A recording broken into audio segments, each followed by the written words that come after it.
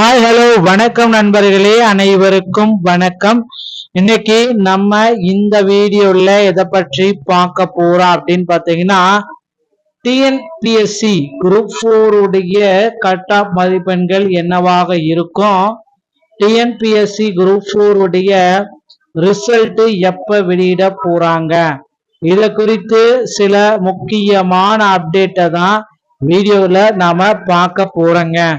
அது மட்டுமே கிடையாது, குரூப் 4ல அபிஷியலான கட் ஆஃப் மதிப்பெண்கள் என்னவா இருக்கும் அதை பற்றியும் இந்த வீடியோல நான் உங்களுக்காகவே சொல்ல போறேன். ஸோ கட் ஆஃப் ஏன் குறைஞ்சிருக்கு, என்ன காரணத்துல டிஎன்பிஎஸ்சி உடைய கட் ஆஃப் இவ்வளவு குறையறதுக்கு என்ன காரணம் அப்படின்னு நிறைய பேர் கேக்குறீங்க. ஸோ அதற்குண்டான காரணமும் நான் இந்த வீடியோல உங்களுக்காகவே சொல்ல போறேங்க. என்ன சார் அந்த தகவல் இந்த வீடியோல சொல்றீங்க அப்படின்னு பாத்தீங்கன்னா, லாஸ்டா பாத்தீங்கன்னா ஒரு 45 days தான் இருக்கு அப்படின்னு நம்ம சொல்லலாம். இந்த குரூப் 4 உடைய கட் ஆஃப் குள்ள வராதவங்களுக்கு பாத்தீங்கன்னா இன்னும் படிக்க தொடங்கலாம். இந்த ஆண்டோட இறுதியில அடுத்த 2026க்கு உண்டான குரூப் 4 உடைய நோட்டிபிகேஷன் வெளியிட்டுருவாங்க. அதனால படிக்க ஆரம்பிச்சுக்கோங்க. ஸோ இந்த குரூப் 4ல போராட்டங்கள் நிறைய பேர் நிறைய விதமா நடத்துறோம் அப்படின்னு சொல்லியிருக்காங்க. ஆனா இன்னும் அதிகாரப்பூர்வமான அறிவிப்பு எதுவுமே வரல. ஸோ டிஎன்பிஎஸ்சி குரூப் 4 தேர்வர்களுக்கு மிகப்பெரிய ஒரு அப்டேட் அப்படின்னு நம்ம சொல்லலாம். என்ன அப்படின்னு பாத்தீங்கன்னா, டிஎன்பிஎஸ்சி குரூப் 4 தேர்வர்களுக்கு மறுதேர்வு அப்படின்றது கிடையாது. ஆனா நிறைய பேர் பாத்தீங்கன்னா தேர்வை ரத்து செய்யணும், தமிழகம் முழுவதும் மாவட்ட ஆட்சியர் அலுவலகத்துல மனுக்கள் எல்லாமே அளிச்சிருக்காங்க. இது எல்லாமே நம்ம கன்சிடர் பண்ணி பாக்குறப்ப தேர்வு ரத்து செய்யப்படுமா அப்படின்னு நீங்க கேட்கலாம். கண்டிப்பாக தேர்வு ரத்து செய்யப்படுவது 0.0000% தான். ஆனா தேர்வு ரத்து செய்யப்படாது, போனஸ் மதிப்பெண்கள் உங்களுக்காகவே வழங்கப்படும் அப்படின்றத நம்ம சொல்லலாங்க. ஸோ இந்த டிஎன்பிஎஸ்சி உடைய குரூப் 4 உடைய கட் ஆஃப் மதிப்பெண்கள் இதுதான். இந்த கட் ஆஃப் தான் பாத்தீங்கன்னா நிறைய 3 to 4 வருஷம் டாப்பர்ஸ் நிலைமையும் இந்த கட் ஆஃப்ல தான் இருக்கு. ஸோ ஒரே விஷயத்துல நான் சொல்லிடுறேன், நிறைய பேர் பாத்தீங்கன்னா நிறைய விதமா இருக்காங்க. டாப்பர்ஸ் எல்லாமே பாத்தீங்கன்னா நிறைய கோச்சிங் சென்டர்ல டாப் ரேங்க் வாங்கினவங்களால கூட இப்போ பாத்தீங்கன்னா இந்த குரூப் 4 எக்ஸாம்ல வெறும் 130 தாண்ட முடியல. அவங்க கோச்சிங் சென்டர் புக்கை படிச்சு படிச்சு படிச்சு பார்த்தாங்க. இப்ப வெளியிட்டது சிலபஸே டோட்டலா மாறி இருக்கு. ஸோ அதனால பாத்தீங்கன்னா கோச்சிங் சென்டருடைய நிலைமை இதுதான், இதை புரிஞ்சுக்கோங்க.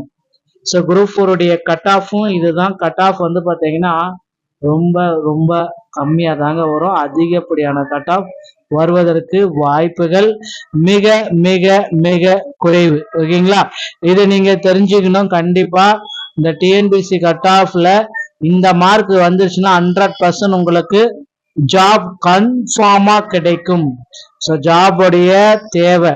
ஸோ இதனால பாத்தீங்கன்னா இன்னொரு விஷயத்த நான் சொல்லிடுறேன், நிறைய பேர் மறுதேர்வு நடத்துறேன்றாங்க. அதுக்கு மறுதேர்வுக்கு வாய்ப்புகள் இல்லை. ஒருவேளை குரூப் 4ல கேள்விகள் தவறா இருக்கு அப்படின்னா போனஸ் மதிப்பெண்கள் 2 to 5 மதிப்பெண்கள் கிடைக்குமே தவிர பெரிய மாற்றங்கள் எதுவுமே டிஎன்பிஎஸ்சி சார்பாக நிகழ்வதற்கு வாய்ப்புகள் குறைவுங்க. அடுத்து பாத்தீங்கன்னா குரூப் 4 உடைய காலி பணியிடங்களை உயர்த்துவாங்களா அப்படின்னு நீங்களே கேட்கிறீங்க. ஸோ நிச்சயமாக பாத்தீங்கன்னா டிஎன்பிஎஸ்சி குரூப் 4 உடைய காலி பணியிடங்கள் உயர்த்தப்படுவதற்கு அதிகப்படியான வாய்ப்புகள் இருக்கு. ஸோ 10,000 வேகன்சிஸாவது பாத்தீங்கன்னா டிஎன்பிஎஸ்சி குரூப் 4ல உயர்த்துவாங்க அப்படின்ட்டு மக்கள் எல்லாருமே எதிர்பார்த்துட்டே இருக்காங்க. ஸோ அவர்களுடைய எதிர்பார்ப்பு பிரகாரம் வேகன்சிஸ் இன்க்ரீஸ் ஆகுங்க. குரூப் 4 உடைய official cut off official answer keys based என்னன்றதை பார்க்கலாம்.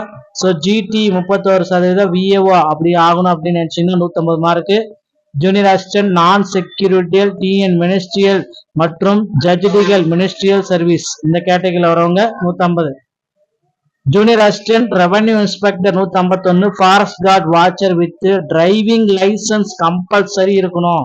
அந்த மாதிரி போறப்ப 145, typist 140, steno typist 135, PSTM 120, ex serviceman டிரான்ஸ் டிஸ்ட்ரிக்டோட வந்தா 118ங்க, சேஃப் ஜோன் 135ங்க.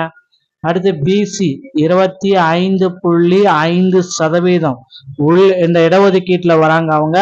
ஸோ அப்படி வரப்போ பாத்தீங்கன்னா விஏஓக்கு 145, junior assistant non security ministerial ஸ்டாஃபா போறப்ப 150, junior assistant revenue inspector 151, forest guard watcher plus driving licence 139, typist 135, steno typist 133, PST 118, ex serviceman on institute வந்தா 115ங்க.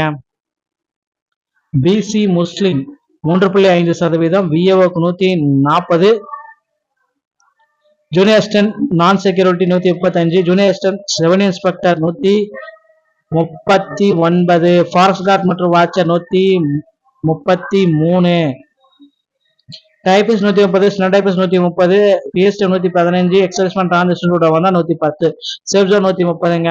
அடுத்து எம்பிசி மற்றும் DNC 20%, VAO 135, junior assistant non security 130, junior assistant revenue inspector 134, forest guard watcher 130, typist 124, சின்ன typist 127, PST 110, ex serviceman on institute வந்தா 108ங்க.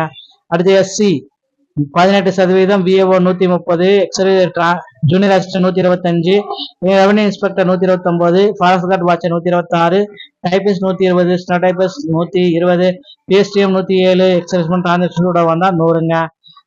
SCA 3%, VAO 125, junior assistant non security 122, junior assistant revenue inspector 120, typist 118, snow typist 118, PSTM 117, ex-servicemen on institute வந்தா 100 மதிப்பெண்கள். Safe zone அப்படின்னு பாக்குறப்ப 105. So இப்போ வந்து பாத்தீங்கன்னா safe ஜோனை தான் உங்களுக்காக சொல்ல போறேன். சேஃப் ஜோன் அப்படின்னு பாக்குறப்ப விஏஓக்கு 130, ஜூனியர் அசிஸ்டன்ட் ஜட்ஜி டிபார்ட்மெண்ட் அந்த மாதிரி போறப்ப 130, junior assistant and revenue inspector 135, forest watcher 130, பிஎஸ்டி 105, எக்ஸர்விஸ்மெண்ட் ஆன் இன்ஸ்டிடியூட் வந்தா 104ங்க. இந்த மதிப்பெண்களை பெற்றிருந்தா நிச்சயமா வந்து பாத்தீங்கன்னா குரூப் 4ல உங்களுக்கு கவுன்சிலிங் உங்களுடைய வீடு தேடி லெட்டர் வரும். மறந்துடாதீங்க உங்களுடைய நண்பர்களுக்கு ஷேர் பண்ணுங்க. மீண்டும் ஒரு நல்ல தகவலோட நான் உங்களை சந்திக்கிறேன். நன்றி, வணக்கம், தேங்க்யூ.